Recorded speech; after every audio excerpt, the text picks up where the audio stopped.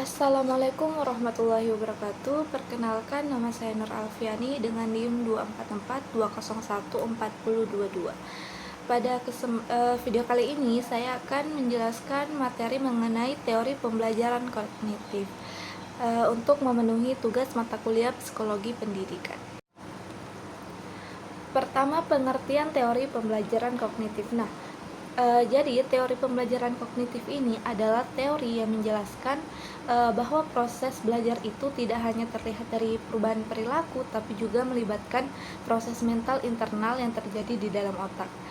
Nah, proses ini meliputi berpikir, memahami, mengingat, mengelola informasi, serta memecahkan masalah. Jadi dalam teori ini manusia itu dipandang sebagai individu yang aktif, yang artinya tidak hanya menerima informasi secara pasif, tapi juga mengelola, menafsirkan, dan memberi makna terhadap informasi tersebut. Oleh karena itu, belajar itu dianggap sebagai proses aktif yang melibatkan kesadaran dan pemahaman. Selanjutnya, model pemrosesan informasi. Nah, teman-teman, jadi teori kognitif ini sering menjelaskan proses belajar dengan model pemrosesan informasi yang mengibaratkan otak manusia itu seperti komputer. Jadi, informasi yang masuk itu akan diproses melalui beberapa tahap sebelumnya, akhirnya disimpan dalam memori. Nah, tahap tersebut yang pertama ada penerimaan informasi atau input yang melalui indera seperti mata dan telinga. Yang kedua ada pengelolaan informasi yang di dalam memori itu hanya ada jangka pendek. Yang ketiga itu penyimpanan informasi yang ke dalam memori jangka panjang. Jadi setiap tahap ini memiliki peran penting, dan jika pada tahap awal seseorang tidak memperhatikan informasi, maka informasi tersebut tidak akan diproses lebih lanjut. Contohnya seperti ketika ada mahasiswa yang mendengarkan penjelasan dosen. Nah, jika ia fokus, informasi itu akan masuk ke memori jangka pendek.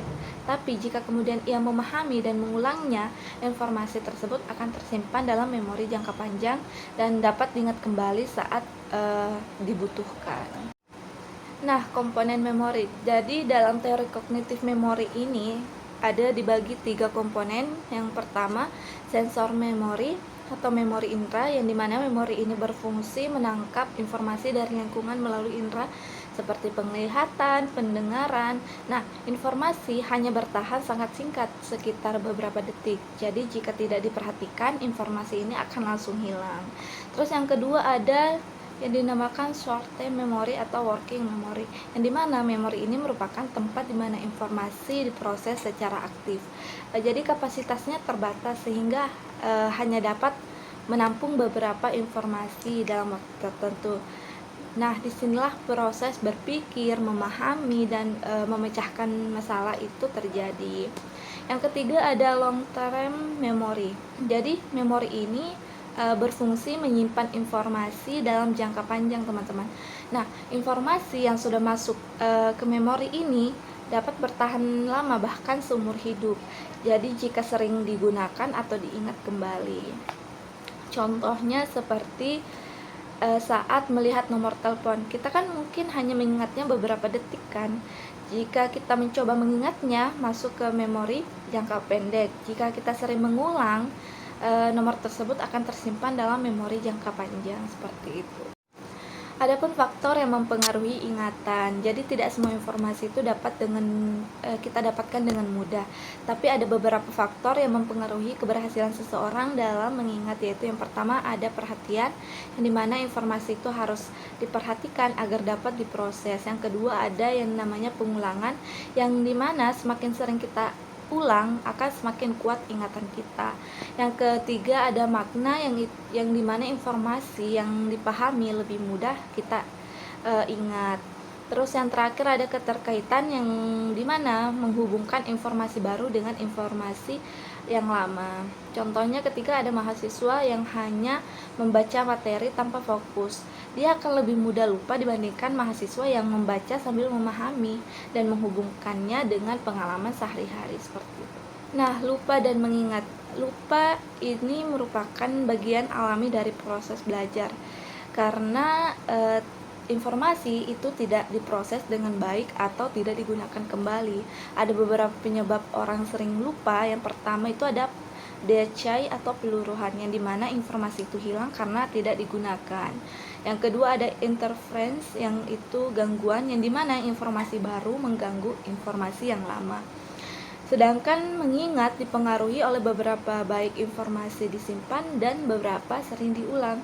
Contohnya, jika seseorang belajar banyak materi sekaligus tanpa jeda kan, informasi itu bisa saling bercampur sehingga sulit diingat saat ujian, seperti itu. Selanjutnya strategi memori. Nah, untuk meningkatkan kemampuan mengingat kita terdapat berbagai strategi yang dapat digunakan. Yang pertama itu ada yang dinamakan mnemonic, yang dimana membuat singkatan atau pola tertentu. Yang kedua ada chunking, yang mengelompokkan informasi menjadi bagian-bagian kecil.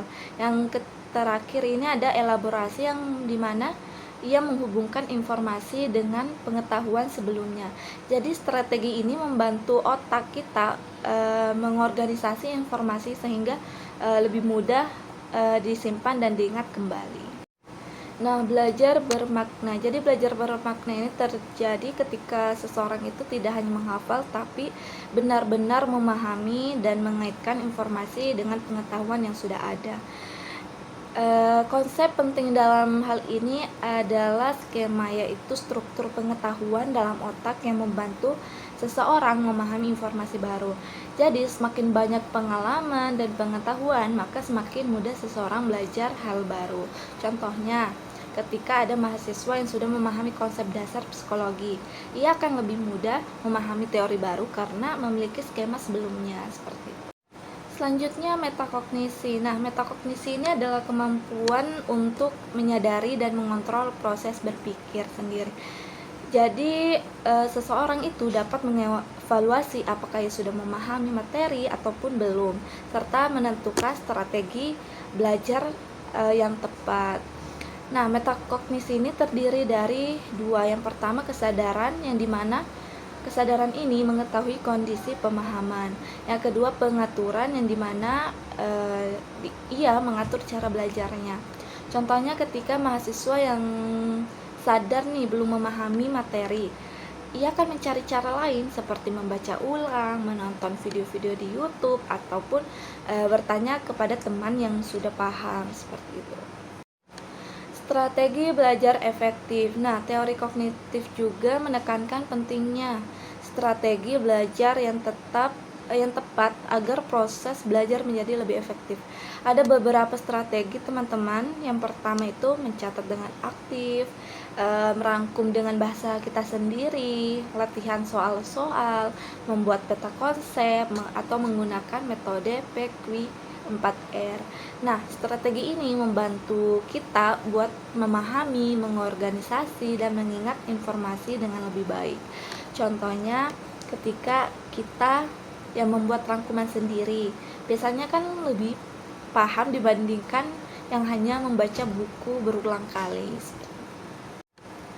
Adapun peran otak dalam pembelajaran, jadi otak itu merupakan pusat dari suatu proses belajar. Nah, otak ini memiliki kemampuan untuk berkembang, artinya dapat berubah dan berkembang melalui pengalaman dan latihan. Pembelajaran ini akan lebih efektif jika siswa itu aktif dalam belajar, materinya memiliki makna, lingkungan belajarnya juga mendukung.